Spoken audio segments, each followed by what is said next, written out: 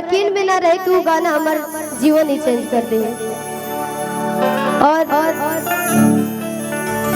ई जौन गाना बा ई माई बाबू के ऊपर बाटे।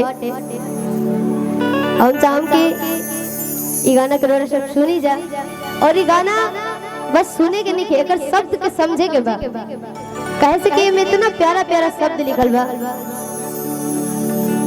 कभी का लिखले बड़े कहे के बता कि कर जाना कबो माई बाबू के भराई हो कि खटत खटत जय है जीना गे अलाई हो। लोग कितनो कमाई चाहे कितनो बड़का बिल्डिंग बना ले अपना घर से सफर करके केहू कितनो बड़का धाम कर ले, लेकिन अगर माई बाबू की सेवा ना करे ना तो सब कुछ काम के नहीं करे। कि खटत खटत जय है जिंदगी लगाई हो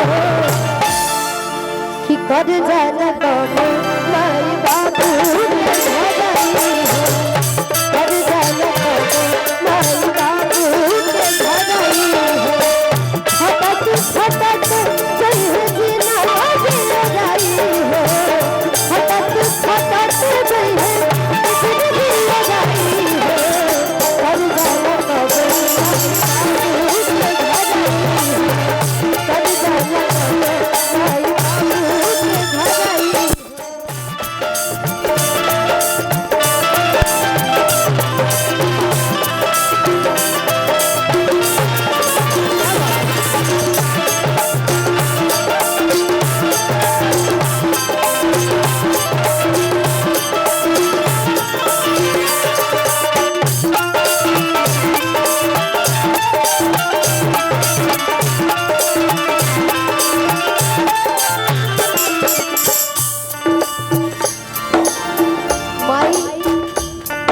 माई ऐसा चीज होली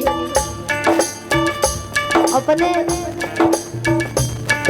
एक टाइम के खाना ना खाया एक दिन उपासे रह जाए, लेकिन वो कबू अपना बाल बच्चा के दुखी चाहे भूखा पेट ना सुतावेले, कहीं से ना कहीं से व्यवस्था करिए देवेले।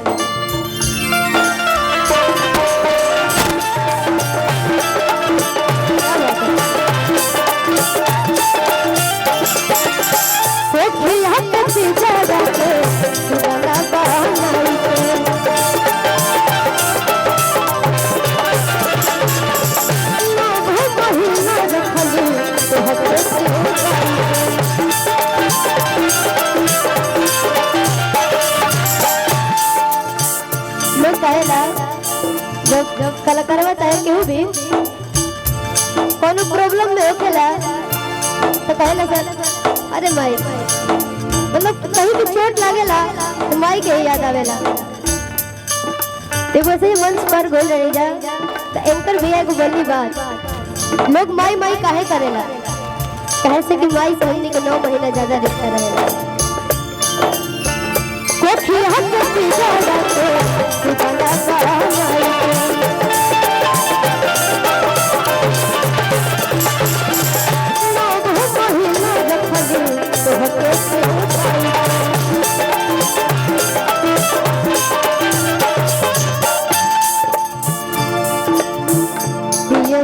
पसीना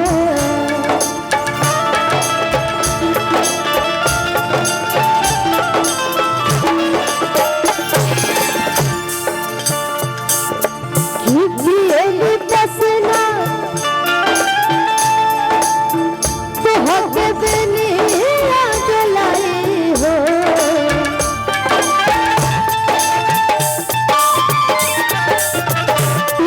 पसीना तो होके अच्छा ये गाना समझ में आवता, शब्द समझ में आवता। एक और बात बताओ तभी ऐसे तो हम लाइन में भी और आप सबके बीच में भी बहुत छोट बने, लेकिन लहा चाह गाना सब सुनेला, सब एंजॉय करेला, लेकिन ये सब गाना में जैसे जैसे शब्द रहेला ना, अगर लोग अपने माई बाबू से नफरतों करत रहे ना तो वो प्यार हो जाए। खिपियली बसना तो हके हर बनिया डलाई हो, पर जाना को माई बाबू पर जाना को माई बाबू के भलाई हो।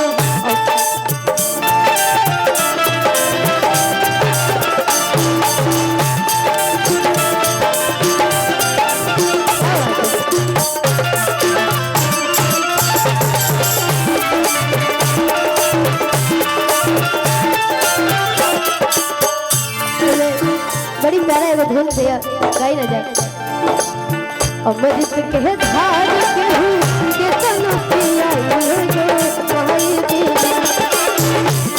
के धार के हूँ के तनु पिया ये जो कहाई दी।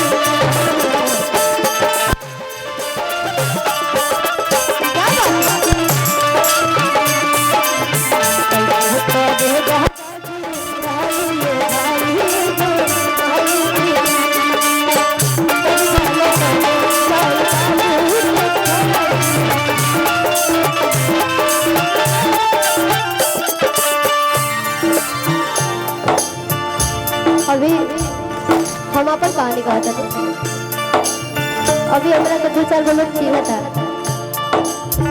लेकिन जब हमारा के केहू ना चिन्हत रहे, यही तरी जब भीड़ लागल रहते रहे ना, हमारा पापा प्रोग्राम में ले जाए, केहू भी चिन्हो ना करे और हमरा के केहू बोले लो ना रहे, तो जाई और कुर्सी पे बैठी ना तो लोग कहे उठो उठो उठो केहू आई बैठे ओकरा के बैठाए के बा।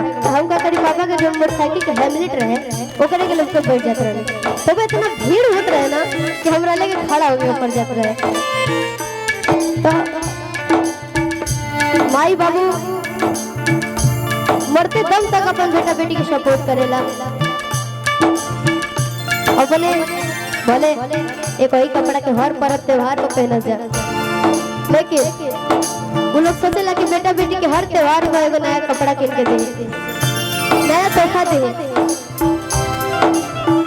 हटा हुआ बाजी लगे बिना बाजी पागलू,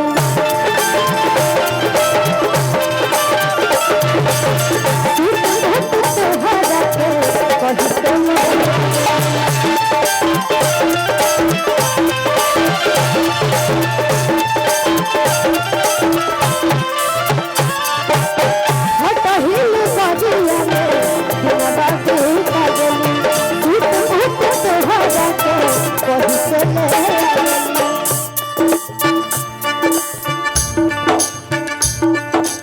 कहीं सही सही पीड़ा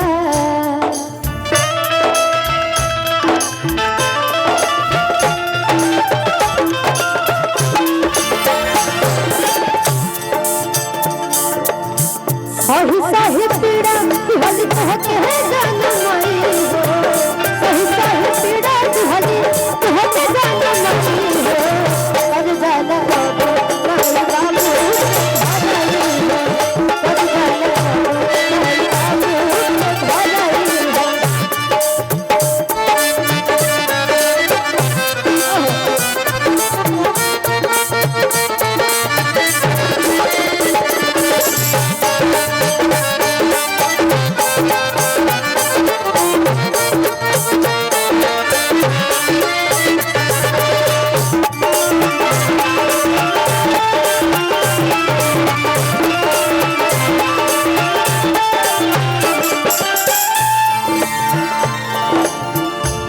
माई बाबू बा वो दुनिया का सबसे अमीर आदमी बा, लेकिन जेकर माई बाबू नहीं थे ओकरा के लोग कहेला ये अनाथ हटे,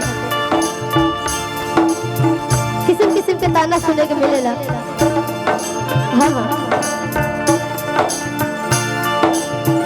ए भैया मिली नहीं पता हुई जाए हो।